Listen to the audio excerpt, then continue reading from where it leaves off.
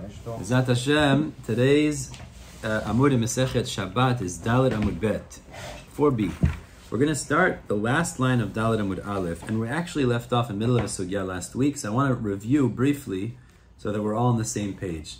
Some very interesting ideas we're going to discuss today, and let's get started. Let's remember what we were holding here. We had in the Mishnah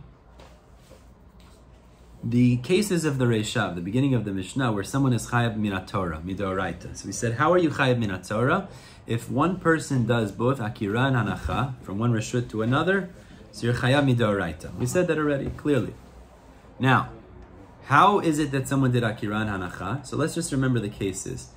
The ani lifted something in the reshut harabim, he put his hand into reshut hayachid and put it down in the hand of the balabayit. Or the opposite. He put his hand into the Reshut Yachid, he took something from the hand of the Balabayit and put it outside. Either way, he did the Akira and the Hanacha. So we said, what you see clearly though is, can you close the door? Thank you. What you see clearly is that the hand of a person, it's not 4x4 tfachim. And usually, to be considered a Reshut, it has to be at least 4x4 tfachim. So it would appear from the Mishnah that an Akira and Hanacha, even not in a place of 4x4 tfachim, still is considered chayav in Hilchot Shabbat. It's still going to be considered an Akira and Hanacha to be chayav for Hotza'ah. That's what we said from the Mishnah.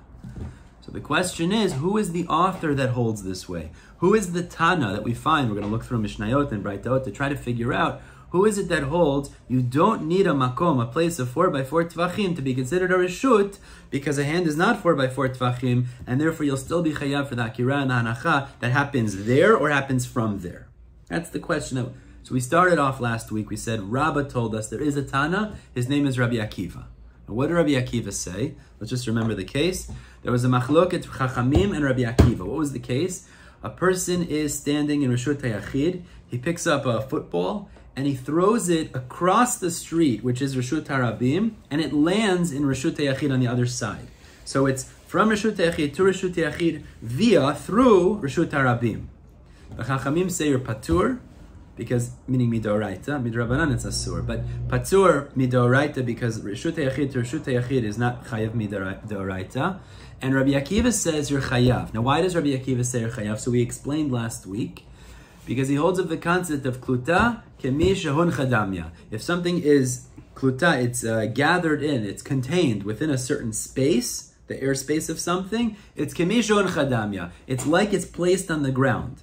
So therefore Rabbi Akiva says, as it passes through the Reshut Harabim, it's like it's on the ground of the Reshut Harabim. So you did Akira and Reshut Yachid, Hanacha and Reshut Harabim, so you're chayav. That's what he said. Good? That's where we left off last week. So we said, in the airspace, it's not 4x4 tfachim. You see, it's considered placed on the ground like 4x4 tfachim, even though it's not actually on something that's 4x4 tfachim. Now, there's actually two ways to say this, but let's just keep it simple, because there's two ways to understand. Let me just say it briefly, so at least we get the idea. Either, and the Rishonim say two different ways here, so I just want to say this idea, I don't want to lose everybody, but let's just, the one way to look at it is what I just explained, which is, it's as if it's on the ground, and therefore the ground is 4x4 tfachim, so therefore it would be considered 4x4 tfachim, where it's in the airspace or where it's in the hand, even though that's not 4x4 tfachim. The other way to look at it is to say, we don't look at it as if it's on the ground. It's not on the ground. We don't look at it that way.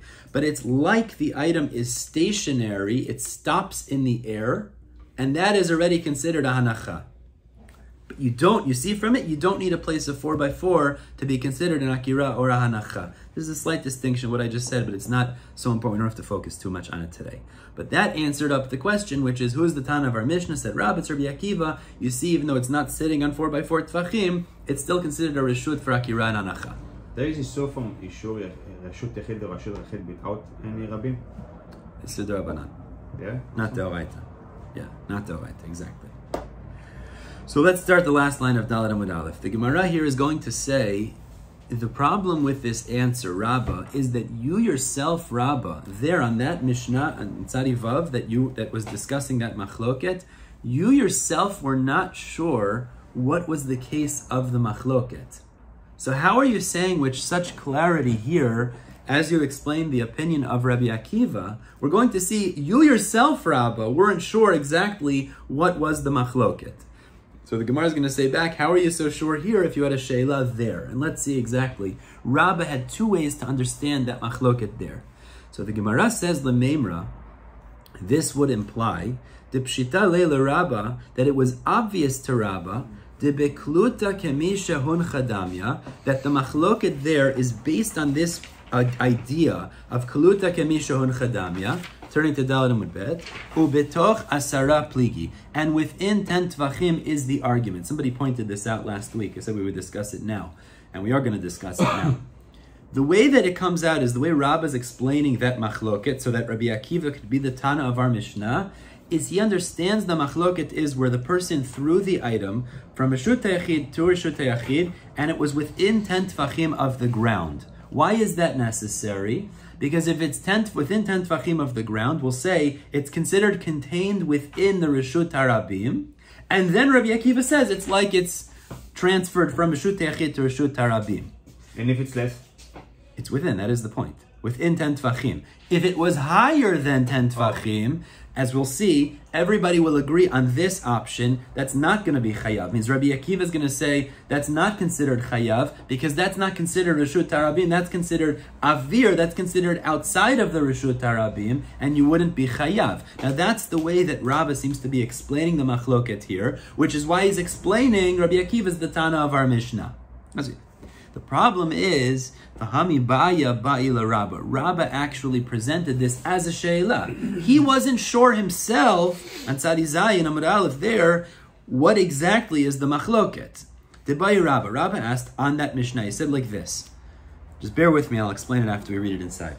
He said, Limata me'asara pligi, is the machloket Tanakama and Rabbi Akiva when the item is within 10 tvachim of the ground, right? Less, meaning closer to the ground. Ubeha pligi, and then what is the machloket based on? The Rabbi Akiva savar, that Rabbi Akiva holds kluta kemi shehon chadamya, that where it's contained in the airspace of the reshut harabim, it's like it's resting on the ground of the reshut harabim. The Rabbanan Savri and the Rabbanan hold, Lo amrinan kluta kemi shehon chadamya. We don't say it's considered contained on the ground, and therefore you're not chayav midoraita, because it did not go from yachid to rabim. Ava lema'ala me'asara, but if that's the machlokes, then lema'ala me'asara, if it's above 10 tvachim, divrei hakol patur. Everyone will hold your patur, because above 10 tvachim is makom patur. That's an exempted area, and that would not be a transfer even according to Rabbi Akiva. Everyone will agree then, you're not chayav midoraita. Now before I read the next line, I want to explain something outside. Where Rashi explains is very interesting. Where is the source for this concept that in the midbar, everything that's Isur Melachan Shabbat has a precedent. It has a place we find in regards to Melechet HaMishkan. Everything we find that's in Isur Deoraita of the Lamed Tet Melachot is based on something that was used in building and maintaining the Mishkan. So where do we get this idea of transferring an item from Reshut Hayachid to Reshut Hayachid through Reshut Harabim? Where do we see this idea from? Oh, what do we see by the wagons? Excellent. Rashi points this out. Very interesting Mikor. When the Jews would build and take down the Mishkan, they would set up the wagons, the agalot, one after the other, and they would pass the boards of the krashim, which were used to support the walls of the Mishkan, from one wagon to the other. Now the wagon constitutes Reshut Hayachid. They would pass it over the wagons, which was above 10 Tvachim off the ground, which was 10 Tvachim off of the ground of Reshut Harabim. And they would pass it from one person to another. They would not throw it, because these were expensive boards. They didn't want them to get ruined. They would pass it from hand, one wagon to the other. So it was Reshut Hayachid to Reshut Hayachid through Reshut Harabim airspace above 10 Tvachim. Okay? So it's become Makom Patur? So it should be Makom Patur, it sounds like it, but that's considered a tolada actually of Hotza'ah Mireshut L'Reshut, which is an Isur Deoraita. That would be an Isur Deoraita. Hoshata, which is to pass it from Reshut Hayachid to Reshut Hayachid, even above 10 Tvachim, that would actually be an Isur Deoraita. But Zrika? Oh, excellent question. We're not talking about passing it hand to hand. What are we talking about? Throwing it. So the first way Rabba said the machloket Rabbi Akiva and the Chachamim would only be where it's within 10 tvachim of the ground, and the machloket is, do we say kluta is kemi shehoncha or not? But if it was above 10 tvachim, everyone will hold your patur. Now, why are you patur? If you're chayav for passing it, why are you patur for throwing it? Because there's a difference between passing it and throwing it. And everybody would agree, we don't learn throwing it is the same as passing it. This is one side, one way to explain the machloket Rabbi Akiva and the Rabbanan. Let's read that inside. Udekule alma, and everybody will then hold, lo yalfinan zorek mimoshit. We do not learn that zorek, throwing from Reshut Yachid to Reshut Yachid through Reshut Harabim above 10 tfachim, we don't learn that from Moshit because it's not the same. Moshit is passing it. Moshit would be passing, and that would be actually a tolada of hotzah, which would be chayav midoraita, but this is not the same, so you can't compare them. This is one way to explain the machloket. But the problem is, Rabba there says there's a different way to explain the machloket as well. O dilma, or perhaps, says Rabba, lemala me'asara pligi, really the machloket was when it's thrown above 10 tvachim in the Reshut Harabim. Above 10 tvachim, uvaha pligi, and then what's the machloket? The Rabbi Akiva, Rabbi Akiva holds, yalfinan zorek mimoshit. We do learn throwing from passing. Just as in the Midbar, the Tolada of Hotza'ah was passing from one wagon to the other, which is Asur D'Oraita, so Zorek is also considered an Asur D'Oraita, even though they're different in nature, but we look at them in a similar way, and that's why Rabbi Akiva says you're Chayav Midoraita, which is why even if it's above 10 Tvachim, like the case of Moshit, you'll be Chayav Midoraita. Rabbanan Savri and the Rabbanan hold, Lo Yalfinan Zorek Moshit. No. We don't learn zorek from Moshit, throwing from passing, and therefore you're not going to be chayav midoraita. But on this option, avalimata me'asara, if you would pass it within 10 tvachim of the ground, divrei hakol chayav. Everyone will agree, even the Rabbanan will agree or chayav. My time, what's the reason? Amrinan kluta kemisha and chadamya. Because we will say that if it's contained in the airspace within 10 tvachim, it's like it's on the ground. So what's the Gemara asking on Rabba? Rabba, you are explaining the position of Rabbi Akiva, is that he holds kluta kamisho and chadamya, and the Chachamim disagree. But on Tzadi Zayin Amud Aleph, you yourself posed it. God willing, we get there towards the end of the Masechta. You yourself posed this as a she'elah. You weren't sure what is the situation of the machloket. So how are you so clear now? Let me just explain the two options again. But everybody hear the idea? You're saying you understand this is the shita of Rabbi Akiva, but on Tzadi Zayin, you yourself said you're not sure what is the machloket. So how are you so clear here if you had a she'elah there? And it's the same Mishnah we're discussing. So let me just explain the two options again. Rabba said like this. We know there's this machloket. If you throw it from Reshut Yachid to Reshut Yachid through Reshut Harabim, Rabbi Akiva says chayav, Chachamim say you're patur. So what is the basis of this machloket? So one way Rabba says the pshat would be, like we explained the other day, which is that you threw it within 10 tvachim of the ground, and the machloket is, do we look at 10 tvachim of the ground like it's contained in that ground already? So Rabbi Akiva says we do, and therefore it's a transfer from Reshut Yachid to Reshut Harabim. Akira b'shut ha'echid, anacha b'shut ha'abim, so you're chayav. Beautiful. Chachamim say, no, we don't say that, and therefore it passed through the airspace, but that's not considered hanacha, and you're not chayav midoraita. Why? What's that? Why they said because it's less than above 10 tvachim? No, it's within 10 tvachim. So, okay. They say no, it didn't rest on a place of 4 by 4 tvachim. This is not a reshut in and of itself. Chachamim doesn't with zrika. Chachamim doesn't hold kluta ke'anacha. On this side, yes, exactly. On this side. We don't talk about passing. Exactly. No, never Chachamim say the kluta is ke'anacha. That's not true. On the second side, we're going to see they do. Hold on. No, but not yet. Not yet. I'm saying on this side, on this side of the sheila, Chachamim say we don't agree. Kluta we don't hold of that idea at all. But on this side of the sheila, what if you throw it above 10 tvachim? Everyone will agree. Patur. Why are you patur? Because the isur would only be moshit. It's only like they did in the midbar, where one was standing on this wagon, the other one was standing on that wagon, and they passed the krashim from one to the other by hand above 10 tvachim. But if it's throwing it above 10 tvachim, that's not the same thing. You're not chayav. So that's tzad number one. Option number one. According to Oshata, yes. No, Oshata is yes, for sure. Exactly. Why is it? Because of that you don't have any control on your action? Well, when you throw it, you don't know where it's going to land exactly. The general rule is Hilchot Shabbat reflects how they built the Mishkan. So this creates a lot of debate. Well, is it the same like that, or is it not the same or like Shema, that? where the person will end up, it is going to be moshit from less than 10 tfachim. Okay, you're talking about Gzerot already, but the general rule is, how did they build the Mishkan? And we applied it. Is it the same that we're talking about now or not? So it's not, at this point we're saying not the same. I get it, but the idea of passing an item, okay, above 10 tfachim, either moshit or zorek, okay, in the idea is similar, it's just not the same action. Correct. Okay, but at the end of the day, it's going to cause the same result. Okay. Now, the question, my question is it the decrease because the person will end up that is going to do it, or because the action of Zorek is not going to bring you any toilet like one second. On this side, we're saying Zorek is completely, is not Asur. This side, we're saying above 10 Tvachim, Zorek is completely not Asur. That's what we just said, right? Meaning it's Patur. It's Patur. That's what we just said on this side. Now, on the second side, let's go to the other option now.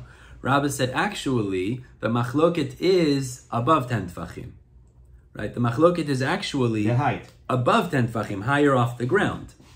And what's the Machloket? Do we compare Zorek to Moshit or not? Rebbi Akiva says we do, and we say Chayav. And the Chachamim say we don't compare them. So therefore, Moshit you'll be Chayav, but Zorek you won't be Chayav. But on this side of the Sheila, what if it's within 10 Tfachim of the ground? Rabbi Akiva don't agree. Say it. It is for sure. Everyone will agree Chayav because Kluta Kemishon Chadamya. So on this side, the Machloket is above 10 Tfachim. Do we say Zorek is like Moshit or not? But what is the difference in the height? What's that? But then it's because 10 Tfachim is already considered part of the ground of the Reshut Tarabim. That's considered a Reshut. Above, that's a different Reshut, like we said, Mekom Petur. But the point is, on this Zad of the Sheila, this option of the question that Rabba's posing, within 10 Tvachim, everybody agrees you're Chayav. Means even the Chachamim would agree to that. So basically, what's the Gemara saying now? Rabba, you were so confident to say the Tanna of our Mishnah is Rabbi Akiva, and he holds Kluta Kemishon Chadamya, but you yourself, on Tzadi Zayin Amud Aleph, was not sure exactly how to explain this. And as we just said, there's two ways to understand this. So why are you so confident now to explain the machloket on one option if there you had a sheila about this? Maybe it's two different actions. There is Moshit and Zorek here. Well, and maybe the situation it is going to explain in Tzadik. But he's talking about the same Mishnah. This sheila was posed on that machloket on Tzadi Vav Mud Aleph. And here we're trying to apply that same halacha to our halacha, passing it from the Ani, Balabayit, etc. So let's see. Says the Gemara. Hello, Kashya. Not a problem. Meaning, what's the big problem? Because he had a sheila there, and he has clarity here. Batar di ibai, hadar ipshitale. After he asked the question, he clarified. Meaning, there he posed the question, and after he posed this as a question, what is exactly the opinion of Rabbi Akiva and the Chachamim? He came out with an answer. So that's why here he says, I hold that Rabbi Akiva and the Chachamim are arguing about Kluta Kemishon Oncha or not, because I go like the first option. That's how he resolved, he concluded. This Savar Rabbi Akiva, he clarified that Rabbi Akiva is the only one who holds Kluta Kemishon Chadamya, that when it's contained in the airspace of 10 Tfachim of the ground, it is considered placed on the ground. So no problem. There he had a sheila. After he had the sheila, he clarified. And now that he clarifies like the first option of the sheila, he's able to say the Tanna of our Mishnah is like Rabbi Akiva. The problem is, let me just speak this out and then we'll see it inside. Gemara says it still doesn't work. You can't tell me Rabbi Akiva is the Tanna of our Mishnah. Because what does our Mishnah hold? Our Mishnah holds that your hand, again, is not 4 by 4 tfachim, right? It's not. Our Mishnah holds that it's considered an akira if you take it from the hand, and it's also considered hanacha if you put it in the hand. Which means our Mishnah holds it's an akira and a hanacha, goes both ways, in a hand which is not 4 by 4 tfachim. That's what our Mishnah holds. We proved that from the different cases.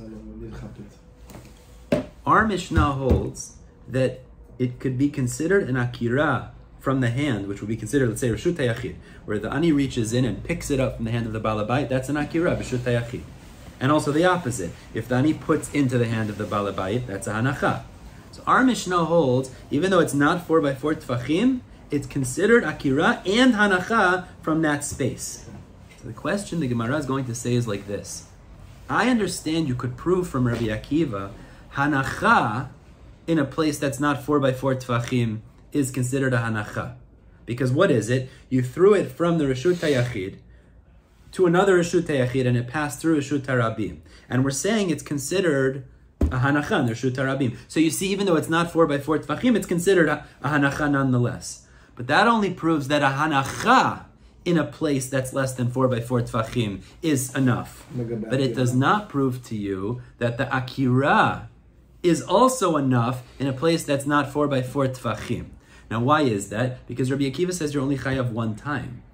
If you really are doing a double action of hanacha and then an akira from the public back into the private that it flies to, he should say you're chayav 2 times, because you're chayav from reshut hayachid to reshut harabim to reshut hayachid, but he only says you're chayav 1 time. So the Gemara says, logically, if you're going to be chayav 1 time, it's easier to say that a less significant hanacha acts as a hanacha. But to tell me that it acts as an akira, that's a chidush that we don't necessarily see from the position of Rabbi Akiva. Remember, akira is it's a harder thing to accomplish. It's the beginning of the action. So if you want to tell me that Rabbi Akiva's position shows us a hanacha in a smaller space is considered a hanacha, I'll accept that. But to tell me also that an akira, you don't see your chayav twice. He only says you're chayav once. But if really it acts as an akira, you should be chayav twice. One from throwing it from a reshut yachid, which flies over reshut harabim, hanacha, and another one that's considered an akira from reshut harabim to the second reshut yachid that it transfers to. Everybody with me? So therefore we cannot prove clearly from the position of Rebbi Akiva that he's the Tanna of our Mishnah. Everybody with me? Why Because it's too... What's that? Why it's not the Tanna of our Mishnah? Because of what? How you connected? I understand what you explained. Our Mishnah holds that you can it's considered hanacha and an akira in a space that's less than 4x4 tefachim. The hand, because it's less than 4. But all you see from here is you could see one of the two. And what the Gemara is going to say, you could see hanacha, because it's easier to say hanacha could be accomplished in a less significant space. That's easier to say. But you don't have a proof that an akira could be accomplished in a less significant space, because if he really would meet that space that's not 4x4 tefachim acts as akira and hanacha, Rabbi Akiva should say you're chayav 2. One for the transfer from reshut hayachid to reshut harabim, hanacha, and then the akira that comes from the reshut harabim flying back into the reshut hayachid on the other side. But he doesn't. He says you're chayav 1 time. So he can't be that. So he doesn't necessarily. He doesn't show us with clarity. Akira and hanacha are both accomplished in a space less than 4x4. But if it's above 10 tefachim, how you can say that it's actually another akira from reshut harabim to reshut hayachid? We're not talking about above 10 tefachim. We're not. At this point, we're saying is you could argue Rabba's question was answered, and he said the machloket is within 10 tefachim. Fine, that's okay. The problem is all you would then know is that a hanacha in a space less than 4x4 tefachim is a hanacha. But you don't know that an akira from a space of less than 4x4 is considered an akira. So this does not answer our question sufficiently. Let's see. Asks the Gemara, V'dilma anachahu delo ba'aya. Maybe, perhaps, we'll say that for anacha you don't need a space of 4x4 tefachim. It's considered enough of anacha. Akira ba'aya, but maybe regarding akira, you do need to take it from a space of 4x4. Otherwise, it's not a akira, and you can't prove from Rabbi Akiva that it accomplishes both because he only says you're chayav 1 time. Otherwise, you'd be chayav 2 times. So therefore, the Gemara falls off from this answer, and Rav Yosef brings another answer. There's a different Tanna who holds this way, that it's considered akira and anacha in a space and from a space less than 4x4 tefachim. Elam Rav Yosef, Hamani Rebbi, he's Rav Yosef says, who's the Tanna of our Mishnah? It is the position of Rebbi, Rabbi Yehuda Nasi. Hi Rebbi, so well, which Rebbi? So we're going to have 2 attempts today of Rav Yosef to show that there's a shita of Rebbi who holds, even in a space less than 4x4, considered akira and hanacha. So let's see, what is it? So the first attempt is from a situation as follows. Let me just speak it outside and then we'll see it inside. The situation, yeah. Can you clarify what is the question of the Gemara? Just one trying to figure out who's the Tanna of the Mishnah. Why? Based on what? Because the Mishnah, you missed yesterday, that's why you don't understand. Yeah. The Mishnah yesterday said that if you do an akira and a hanacha, we prove from the Mishnah that even in a space less than 4x4, which is your hand's not 4x4 tefachim, it's considered akira and hanacha midoraita. But the problem is, generally, a reshut is only significant if it's 4x4 tfachim. So there has to be, we're trying to figure out how do we prove the hand is a 4x4? No, the hand is not 4x4 at this point. We're assuming it's not. But what we're trying to figure out is who is the Tanna that holds, even in a space less than 4x4, and it's considered Akira and Anacha. That's the question, right? So Rebbi is speaking about the following thing. We're going to see this in the Braita. A person standing Reshut Harabim.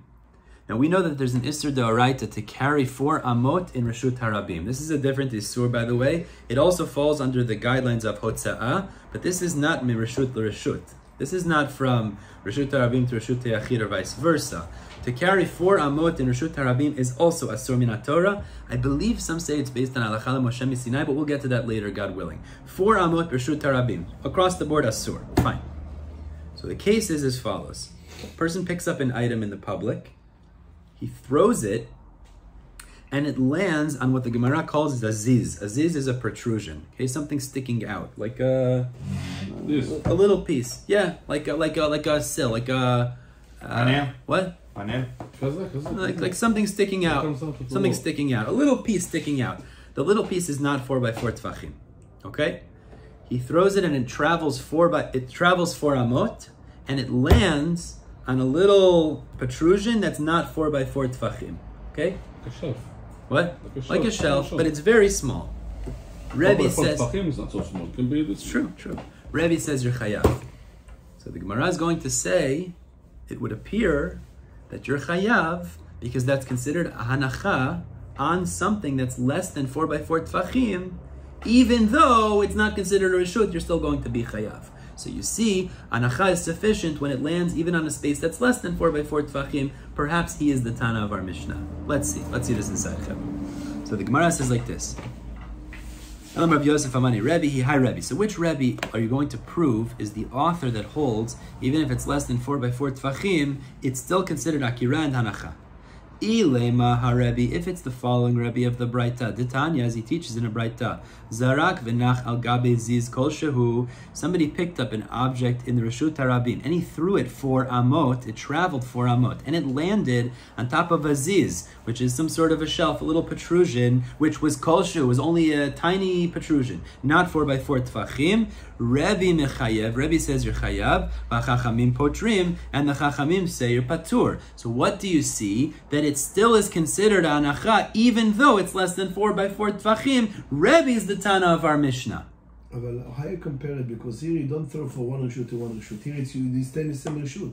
Reshut Harabim. You just throw it from one place to another. But in order to be chayav there, you also need an akira and anacha. So you see, it's still considered Akira and Anacha, even though it's a space that's not 4x4 tfachim. That's all we're trying to prove. Is it considered significant chashuv that you can be chayav for an Akira and Anacha in that space? Rebbi seems to say it is. So therefore, you see, is the Tanna of our Mishnah.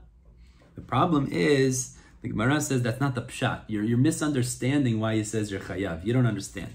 Because hatam kedebayin lememer lekaman keda Abaye. Later, Abaye is going to explain why you're chayav. Let me just speak this outside and then we'll see it inside. Abaye is going to explain the reason Rebbi says you're chayav is not because you don't need 4x4 tfachim, but rather there's a halachic loophole there that makes it like it's 4x4 tfachim. So let me explain how is that. The case is where you have some sort of a tree that's standing in Reshut Hayachid.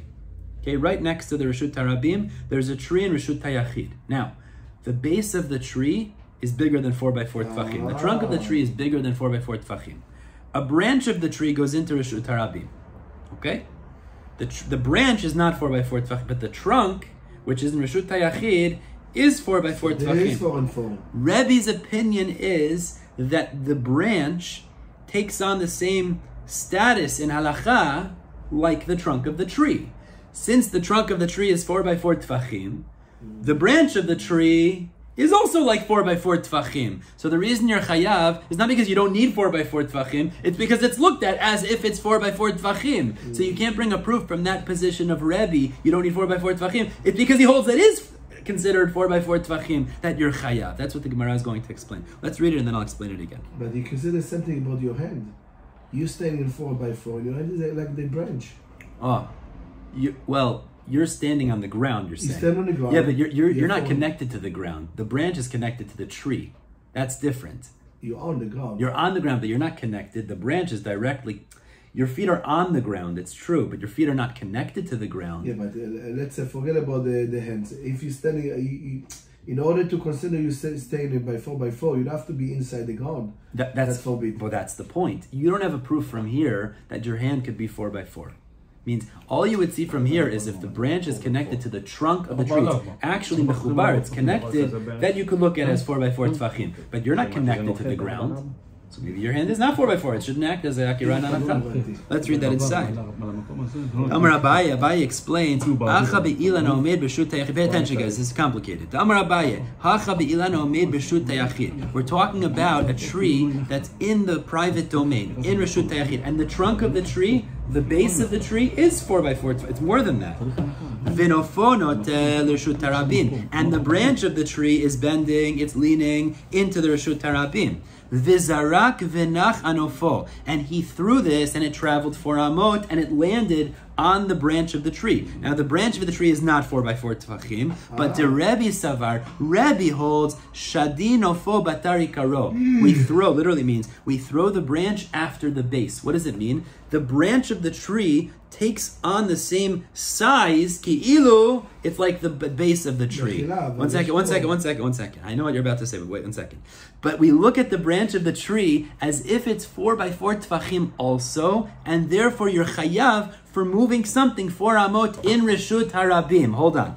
V'Rabbanan savri, and the Rabbanan hold lo amrinan shadi nofo batari karo. We don't say that the branch is looked at like the base of the tree, and you put it on something that's not 4x4 tefachim, so you're not chayav for the anacha. What Yochai, I think, was about to point out was it says reshut hayachid. Is that what you're about to point out? So the mefarshim here speak out. If the machloket just is, does the branch take on the status of the trunk? What's the importance that it's in reshut hayachid? So they explain it's not to say you're moving it from reshut tarabim to reshut hayachid. That's not the pshat.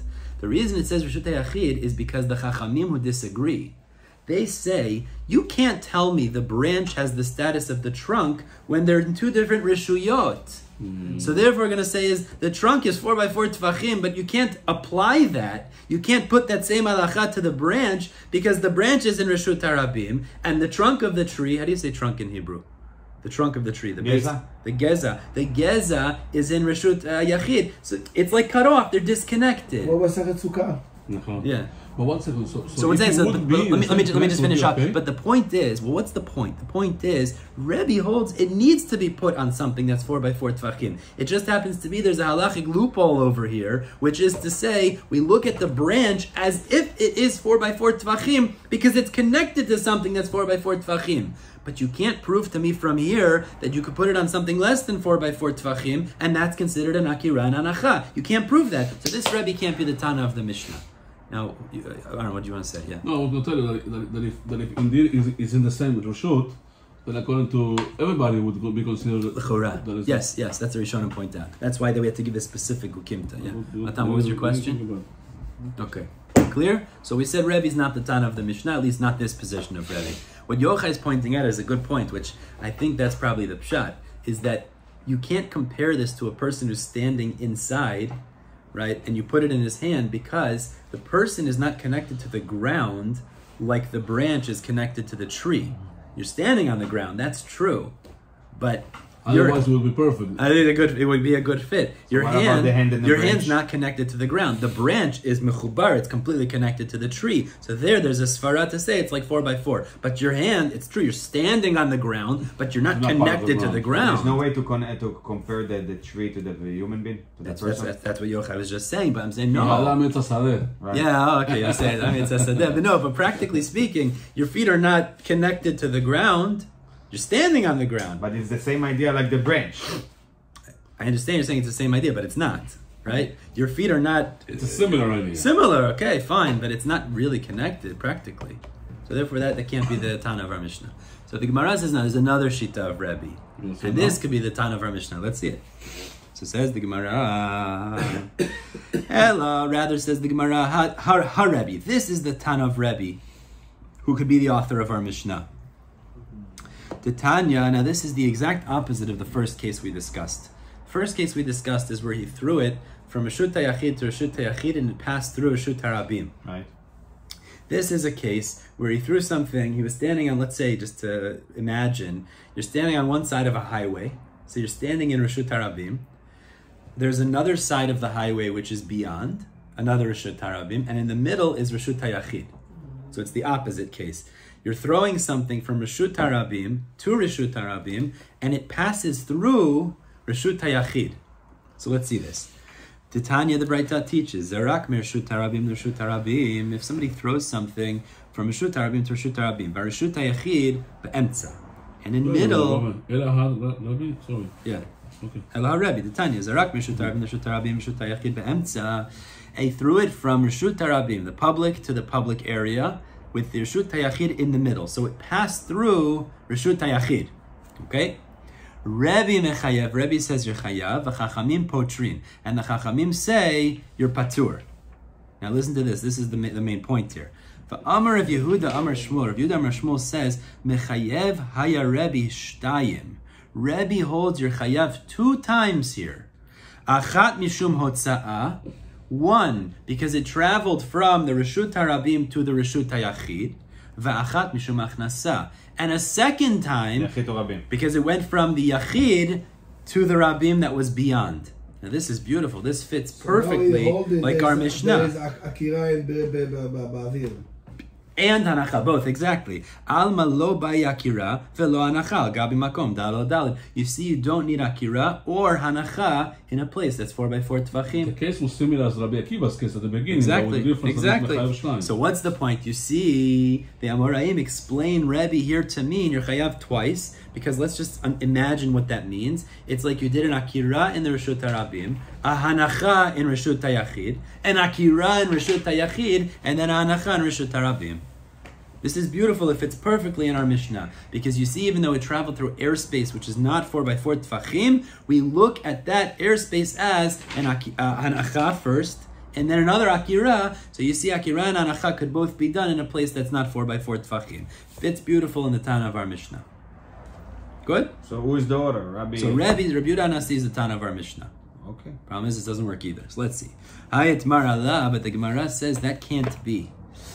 Because Rav and Shmuel, the Amri Tarvayu, both Rav and Shmuel explained, why does Rebbe there say you're chayav?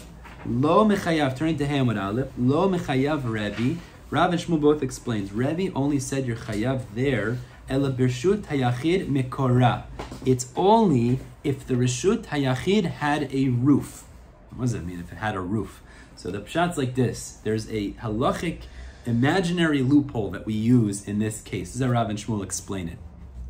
The reason you're chayav in that case is because we look at the Reshut HaYachid in the middle, as if it has a roof, as if, this is how Rashi explains, as if it's full of items, it's full of things, it's totally full of furniture, full of kelim.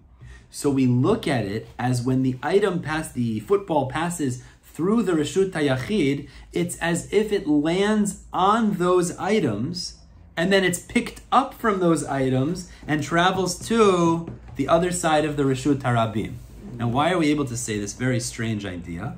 De Amrinan, because we say, Beita keman de mal yadamya. We look at the house as if it's totally full. Now, this is a Rav and Shmuel are saying a chidush, but they explain the psak of Rebbe there, that this would only really be considered an akira and anacha in that Reshut HaYachid, unless it's covered. if it's covered with a roof. Then it's ki'ilu, it's full of items, and it's as if the football landed in Reshut HaYachid on those items, which is really a hanacha, and it's as if it was picked up from the Reshut HaYachid, which is really an akira, and it landed in the next side of the Reshut HaRabim. That's when you would be chayav. But our Mishnah is not talking about where it's covered, and therefore you can't say it would be considered an akira and anacha in a place of less than 4x4. So what Rav and Shmuel are saying is Rebbe's chidush, that it's considered akira and anacha in a place less than 4x4, is only true when the house is covered. If it's not covered, it's not considered akira and anacha. Okay. Says the Gemara, but the problem is, if it's not roofed, it would not be considered placement of akira and anacha, and therefore that can't be the Tanna of our Mishnah, because we're assuming our Mishnah is not talking about where it's covered. Now, what could you answer? What's the difference? What could you answer in our Mishnah? Maybe. How do you know if it's we're talking about Tanna or not? Okay, well, let's not challenge that. That's Rav and Shmuel that say that there. But we're saying that Rebbi can't be the Tanna of our Mishnah because it's not talking about in our Mishnah where it's covered. So maybe you'll argue and say our Mishnah could be talking about where it's covered. Opposite in our Mishnah. Well, when you're talking... Maybe, why not? That's not Why not? Rabim. Why not? Why not? Maybe it is. That's not called But the Gemara is about to ask is, maybe the Pshat in our Mishnah is, the Reshut HaYachid is covered, and the Reshut HaRabim is covered, and it could be passed from one way to the other to do an Akira and Anacha, even in a place less than 4x4 Tvachim. Maybe that's the Pshat in our Mishnah. Maybe that's the Pshat. How you make a tent? Maybe that's the Pshat in the Mishnah. You can also make a Reshut HaRabim tent. You could make, they have covered highways. They have, where the train goes through. They have tunnel, exactly. Okay. That's the kasha. So let's see. Hold on. The Chitema, maybe you'll say, maybe the Mishnah is talking about when it's covered, and Rebbi is the Tanna of our Mishnah. It's less than 4x4, but since it's covered, it's like it's full of items, and it's like putting Anacha and Akira from that place. The problem is, what's that? How are you going to be able to make the difference if all of them are covered? What do you mean? This is covered, this is covered. Yeah. How do you know when it's transferred the airspace of the... this whole idea is imaginary. Let's say it's two different covers. You want to make it creative, say two different covers. But the Gemara says, like Aaron said, is actually the halacha. It's not a problem practically. You could make a Reshut HaRabim cover, but halachically, that's not considered Reshut HaRabim. That would work out fine in Reshut HaYachid. If you have a private domain that's covered, you could say that's the case of our Mishnah, that it was passed into a Reshut HaYachid, and then you could say that's considered Akira and Anacha, a place that's less than 4x4. But the problem is, Reshut HaRabim Mikora mi chayav, but if the Reshut HaRabim is covered, you're not going to be chayav. Let me just explain this outside. Actually, that is the halacha. A public area, Reshut HaRabim, that's covered, you're not chayav for hotza'ah to such a place. Why is that? Because again, where do we learn out these concepts of hotza'ah from? From the things that they did in the Midbar for Melechet HaMishkan. When they transferred things, let's say from the Agala, one to the other, it wasn't covered. The wagons were covered, but the Reshut HaRabim was open air space. When the Torah talks about the Mikor, where we talk about Yisurei Hotza'ah, we're talking about a Reshut HaRabim that is not covered. And since that's the source for it, you're actually not chayav midoraita when you carry in a Reshut HaRabim that's covered. So that can't be the pshat in our Mishnah if we're saying you're chayav. Amar Rav Shmuel bar Yehuda, Amar Rabbi Abba, Amar Rav Huna, Amar Rav, Hama'avir chefetz dalet amot b'reshut harabim mikora. If you carry in a public space 4 amot, but it's covered, patur, you're actually patur. Lefi she'eno domeh lediglei midbar, because that's not comparable. The diglei is the digalim. It's not comparable to the encampments in the Midbar. Another source in the Torah for carrying the Yisur is the Yisur to take something from Machane Yisrael, which was Reshut HaYachid, to Machane Leviyah, which was considered Reshut HaRabim. But whatever the source is, Reshut HaRabim is something by definition. In the definition, the gather of it is it can't be covered. And if it is covered, you're not chayav. So you can't tell me the pshat in the Mishnah is like Rebbi, and it's talking about where they're covered, because then you would not be chayav when it goes from the balabayit to the ani outside. So we're back to the drawing board. We haven't been able to find who is the Tanna of our Mishnah who holds that it's considered Akira and Anacha from Reshut HaRabim to Reshut HaYachid or vice versa in a space that's less than 4 Tvachim by 4 Tvachim. We're going to stop here. We'll pick up with Rabbi Zera, the third attempt, tomorrow with Amud Aleph. Zat Hashem. So we'll figure out who the Tanna of our Mishnah is, God willing. Yom Tov, everybody. Yeah.